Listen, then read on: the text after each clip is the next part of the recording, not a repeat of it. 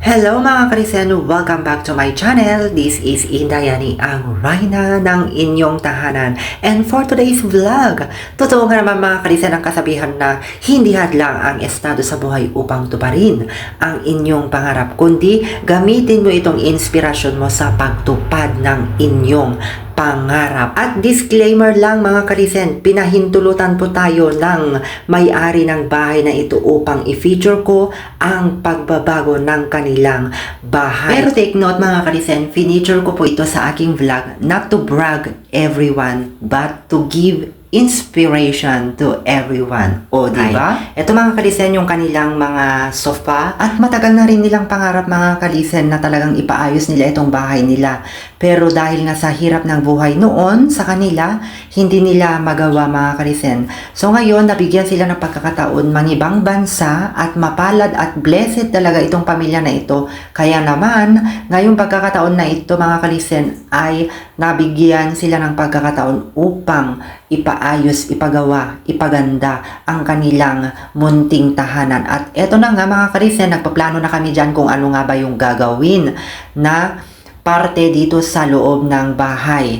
At meron kaming naging kasama dyan pero hindi naman siya nagtagal. At eto nga yung unang napansin ng aking jowa, yung pintuan nila na dapat talaga mapalitan yung kanyang doorknob. So chine-check up niya dyan kung ano nga ba yung pwedeng gawin at kung ano yung dapat bilihin na materyales dito. So, importante talaga, maihanda talaga yung materyales. At ayan na nga mga Kalisen, una, nilinis namin doon sa taas. At nilaglag na lang niya dyan sa may side kasi medyo masikip kasi dyan mga Kalisen at marami talagang naipon na dahon. At kung nakikita yung may plywood dito, tinanggal namin dahil galing siya sa kusina at hindi na talaga mapakinabangan yan mga Kalisen dahil mahirap talaga ang mag-renovate sa bahay, lalong-lalo na kung talagang mayroon dapat talagang ayusin. Katulad na lang ito sa una nilang kwarto. Kitang-kita nyo naman mga Kalisen na talagang yung kama nila ay luma na, pero ito sabi ng may-ari ay talagang sobrang napaka-value nitong ano nila kama, kaya tinabilang namin dyan mga Kalisen. At yung kurtina naman dyan walang pagsabitan dahil nga hindi pa naayos yung pader at saka yung bintana niya. At yun, tanggalin namin yan mga Kalisen dahil hindi naman na magagamit. At dito sa kabilang kwarto, mayroon naman ng kama talaga mga Kalisen. At kung nakikita nyo itong saksakan ng kuryente, kailangan na rin alisin talaga. At ito sa sala nila noon mga Kalisen, mayroon dyan paglagyan ng TV. So nakikita nyo naman itong sala nila, ayan o, may crack. So dito sa may crack na ito ay lalagyan ng aking jowa ng design. So makikita nyo na lang sa outcome niya mga Kalisen pagkatapos niyang gawin. At dito yung gagawin kong sala nila, at ayan o, bitak-bitak yung kanilang pader dati. So maaayos talaga yan dito sa kusina, yan papunta sa labas. So nakikita nyo nag-crack din itong switch ng kuryente. At yan o, pati yung switch dito sa pangalawang kwarto nila mga Kalisen. At ang maganda, may beam na design dito sa pangalawang kwarto. Ayan o, may beam. So ayan, lahat yan talaga mga Kalisen ay mag-iiba yung itsura niya pagkatapos ng kanilang pag-renovation. So ayan o, nakikita nyo mga bitak-bitak dito sa loob ng CR, inaanay na. Ayan yung kisame. Alam nyo mga Kalisen, talagang believe ako, talagang gulong ng palad no, dahil mapalad talaga sila dahil nabigyan silang pagkakataon mangibang bansa at ngayon magawa na nila yung kanilang gustong gawin sa bahay nila na pagandahin. So, gustuhin man nilang gawin noon mga Kalisen dahil nga sa hirap ng buhay na sinabi ko sa inyo kanina, hindi nila magawa. So, ayan yung kusina nila dati. Pero dati na mga Kalisen, na may tiles na yung kusina nila. At ito, kung nakikita nyo doon, madilim doon na parang may tila hugis pintuan. Ayan po mga Kalisen. So, tignan nyo yung pintuan ng kanilang CR at saka yung pader ng CR. Ayan, iniliawan ko para makita nyo. Ayan o, bitak-bitak. Lahat yan mapapalitan, pati yung bintana ng kanilang CR. So ayan, ni Jowa ay ang inuna niyang ginawa ay nilagyan niya ng silver ito. Actually, tinry lang niya dyan at pinakita niya kay Madam kung yan yung gusto niya. Pero ang gusto nila ay yung kulay red. Katulad ng red oxide. brown pala yun mga kalisen. So, ang ginagawa niya para hindi madungisan, yung bakal ay tinatakpan niya muna yung salamin ng ganyan at mano-mano talaga ang ginawa niya para walang lumampas sa salamin. At dito na nga sa loob ng kusina niya, sinunod na nilagyan ng silver. Pero yan mga kalisen, maganda rin yung silver kasi para pang protection ng kalawang. Pero hindi lang yan ang ilalagay niya dahil katulad ng sinabi ko, red oxide ang ilalagay nila. Pati yung mga bakal dyan sa loob bago magkisame siya. Ayan, pero hindi ko na siya nabidyuhan dahil sa sobrang busy namin. Kasi talagang sobrang madami kaming ginawa dito mga kalisen. At ayan na nga, mga kalisen, tapos na siyang nalagyan ng silver. So, di ba ang ganda? At least may protection bago ilagay ang red oxide. At ayan na nga mga kalisen, nalagyan na namin ng pader ng skim coat. Ayan, pasensya na po dahil hindi na ko na maipakita dahil marami kaming ginawa talaga. At ayan, first coating na ang ginagawa ng aking jowa dyan.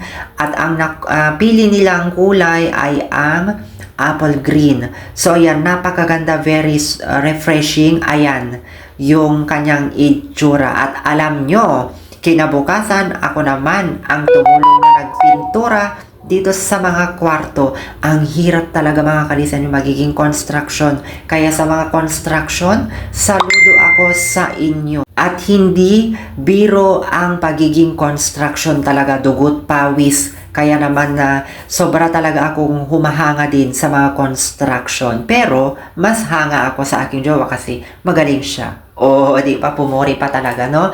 At alam nyo mga kalisen, kinabukasan, nung naglagay siya ng kisame, mayroon kaming nakitang paru-paru. Ang laki mga kalisen, oh. So, nandito yung anak niya dahil may yumaong anak ni Madam na panganay na lalaki. So, ayan siguro. At alam nyo, very challenging sa akin dahil naglagay din kami ng vinyl. Oo, para gumanda na talaga ng kaloob-looban ng bahay ni na Madam.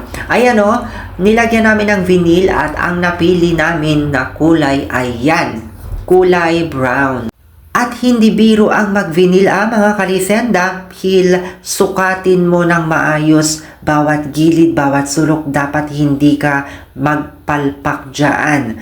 At ang ginamit namin talaga yung pandikit ng vinyl. Kaya sobrang tibay at dikit na dikit ang vinyl ng mga kwarto. Actually yan mga kalisen, lahat ng loob ng bahay ay nilagyan namin. At ako, inutosan ako ng jowa na itry ko daw. So, natuto naman talaga ako dyan mga kalisen.